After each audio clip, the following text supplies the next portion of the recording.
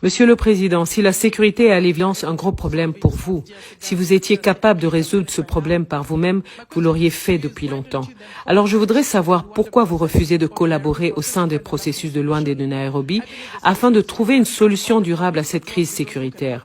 Je pense que la solution est entre vos mains et qu'il faudrait travailler avec ceux qui sont prêts à vous aider pour résoudre vos problèmes. Je suis du Rwanda et nous croyons tous que la sécurité est nécessaire pour l'investissement et le tourisme. Donc faites votre part pour trouver une solution. Si vous êtes rwandaise, vous devez savoir qu'il y a eu au mois de novembre une discussion qui a abouti à la définition d'une feuille de route pour sortir justement de cette crise.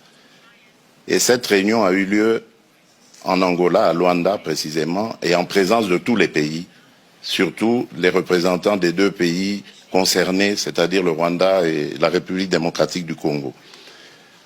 Il a été convenu, comme j'ai dit, une feuille de route qui décrétait le cessez-le-feu et le retrait immédiat du groupe de M23 qui est soutenu par le Rwanda le 25 novembre.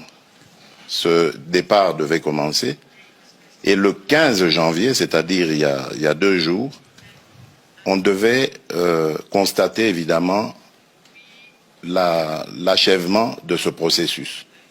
Eh bien, figurez-vous, madame, que le M23, groupe terroriste soutenu par le Rwanda, est toujours dans certaines localités qu'il avait prises à la République démocratique du Congo.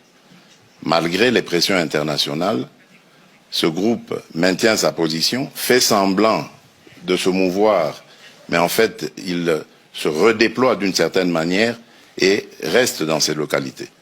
Et je vous apprends que depuis lors, il y a eu un massacre qui s'est fait dans une localité qui répond au nom de Kishiché, d'une centaine de personnes, des innocents, que ce groupe a voulu massacrer pour les terroriser et les pousser à se déplacer de cette localité qui regorge de matières précieuses dans son sous-sol.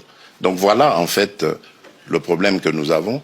C'est un très grand défi parce qu'on ne peut pas investir à la fois dans le développement du pays et dans les ressources pour augmenter les capacités de l'armée et pouvoir ainsi se défendre.